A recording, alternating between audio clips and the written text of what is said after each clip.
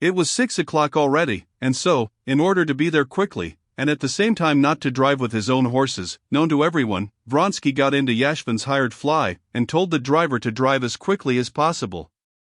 It was a roomy, old-fashioned fly, with seats for 4. He sat in one corner, stretched his legs out on the front seat, and sank into meditation. A vague sense of the order into which his affairs had been brought, a vague recollection of the friendliness and flattery of Serpuhovskoy, who had considered him a man that was needed, and most of all, the anticipation of the interview before him all blended into a general, joyous sense of life. This feeling was so strong that he could not help smiling. He dropped his legs, crossed one leg over the other knee, and taking it in his hand, felt the springy muscle of the calf, where it had been grazed the day before by his fall, and leaning back he drew several deep breaths. "I'm happy, very happy," he said to himself. He had often before had this sense of physical joy in his own body, but he had never felt so fond of himself, of his own body, as at that moment.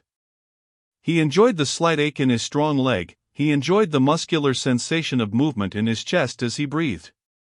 The bright, cold August day, which had made Anna feel so hopeless, seemed to him keenly stimulating, and refreshed his face and neck that still tingled from the cold water. The scent of brilliantine on his whiskers struck him as particularly pleasant in the fresh air. Everything he saw from the carriage window, everything in that cold pure air, in the pale light of the sunset, was as fresh, and gay, and strong as he was himself, the roofs of the houses shining in the rays of the setting sun, the sharp outlines of fences and angles of buildings, the figures of passers-by, the carriages that met him now and then, the motionless green of the trees and grass, the fields with evenly drawn furrows of potatoes, and the slanting shadows that fell from the houses, and trees, and bushes, and even from the rows of potatoes, everything was bright like a pretty landscape just finished and freshly varnished. Get on," he said to the driver, putting his head out of the window, and pulling a 3-ruble note out of his pocket he handed it to the man as he looked round. The driver's hand fumbled with something at the lamp, the whip cracked, and the carriage rolled rapidly along the smooth highroad. "I want nothing but this happiness," he thought, staring at the bone button of the bell in the space between the windows, and picturing to himself Anna just as he had seen her last time. "And as I go on, I love her more and more. Here's the garden of the Vrede villa. Whereabouts will she be? Where? How? Why did she fix on this place to meet me, and why does she write in Betsy's letter?" he thought, wondering now for the first time at it. But there was now no time for wonder. He called to the driver to stop before reaching the avenue, and opening the door, jumped out of the carriage as it was moving, and went into the avenue that led up to the house. There was no one in the avenue, but looking round to the right he caught sight of her. Her face was hidden by a veil, but he drank in with glad eyes the special movement in walking, peculiar to her alone, the slope of the shoulders, and the setting of the head, and at once a sort of electric shock ran all over him. With fresh force, he felt conscious of himself from the springy motions of his legs to the movements of his lungs as he breathed, and something set his lips twitching. Joining him, she pressed his hand tightly. "You're not angry that I sent for you?" "I absolutely had to see you," she said, and the serious and set line of her lips, which he saw under the veil, transformed his mood at once. "I angry? But how have you come? Where from?" "Never mind," she said, laying her hand on his. "Come along, I must talk to you." He saw that something had happened, and that the interview would not be a joyous one. In her presence he had no will of his own. Without knowing the grounds of her distress, he already felt the same distress unconsciously passing over him. "What is it?" "What?" he asked her, squeezing her hand with his elbow, and trying to read her thoughts in her face. She walked on a few steps in silence, gathering up her courage, then suddenly she stopped. "I did not tell you yesterday," she began, breathing quickly and painfully, "that coming home with Alexey Alexandrovitch I told him everything, told him I could not be his wife, and told him everything." He heard her, unconsciously bending his whole figure down to her as though hoping in this way to soften the hardness of her position for her. But directly she had said this he suddenly drew himself up, and a proud and hard expression came over his face. Yes, that's better, 1,000 times better. I know how painful it was, he said. But she was not listening to his words, she was reading his thoughts from the expression of his face. She could not guess that that expression arose from the first idea that presented itself to Vronsky, that a duel was now inevitable. The idea of a duel had never crossed her mind, and so she put a different interpretation on this passing expression of hardness. When she got her husband's letter, she knew then at the bottom of her heart that everything would go on in the old way, that she would not have the strength of will to forego her position, to abandon her son, and to join her lover. The morning spent at Princess Tverskaya's had confirmed her still more in this. But this interview was still of the utmost gravity for her. She hoped that this interview would transform her position and save her. If on hearing this news he were to say to her resolutely, passionately, without an instant's wavering, "Throw up everything and come with me," she would give up her son and go away with him.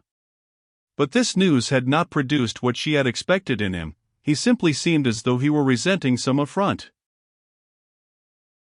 "It was not in the least painful to me. It happened of itself," she said irritably, and see, she pulled her husband's letter out of her glove. I understand," he interrupted her, taking the letter, but not reading it, and trying to soothe her. "The one thing I longed for, the one thing I prayed for, was to cut short this position, so as to devote my life to your happiness." "Why do you tell me that?" she said. "Do you suppose I can doubt it? If I doubted—" "Who's that coming?" said Vronsky suddenly, pointing to two ladies walking towards them. "Perhaps they know us," and he hurriedly turned off, drawing her after him into a side path. "Oh, I don't care," she said. Her lips were quivering.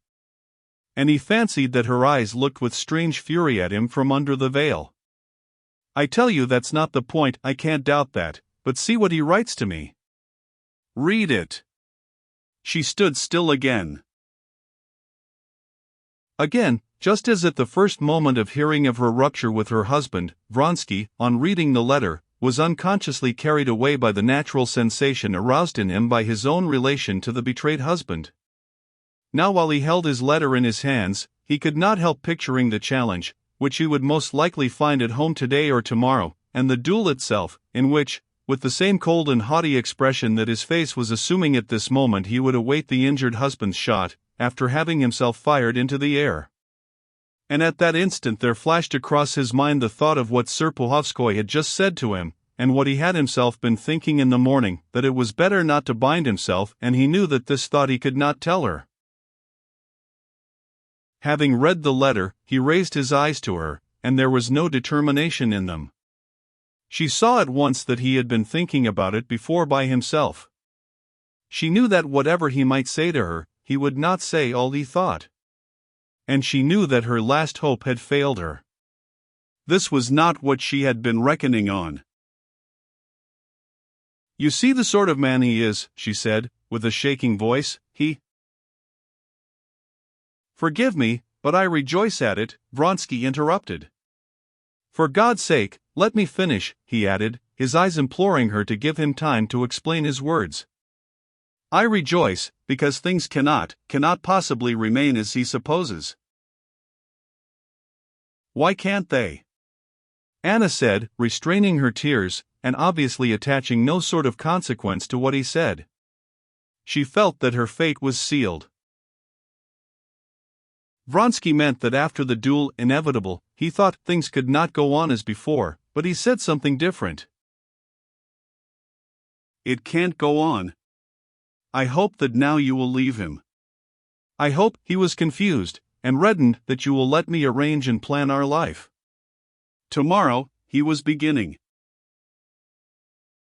She did not let him go on. "But my child," she shrieked.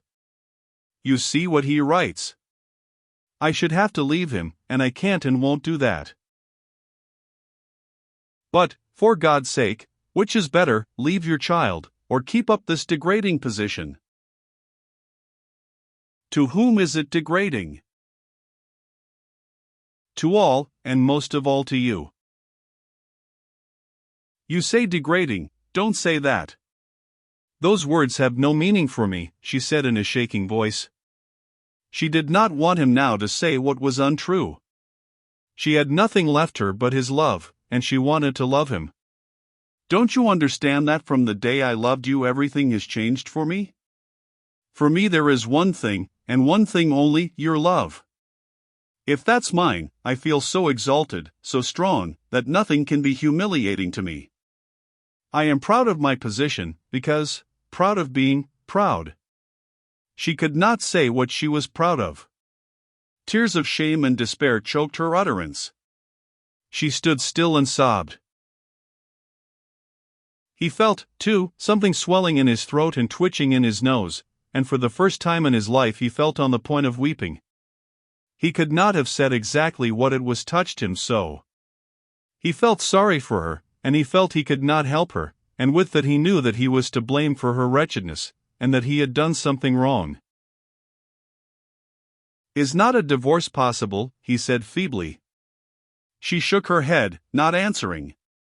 Couldn't you take your son, and still leave him? Yes, but it all depends on him. Now I must go to him, she said shortly. Her presentiment that all would again go on in the old way had not deceived her. On Tuesday I shall be in Petersburg, and everything can be settled. Yes, she said. But don't let us talk any more of it. Anna's carriage, which she had sent away, and ordered to come back to the little gate of the Vrede garden, drove up. Anna said goodbye to Vronsky, and drove home.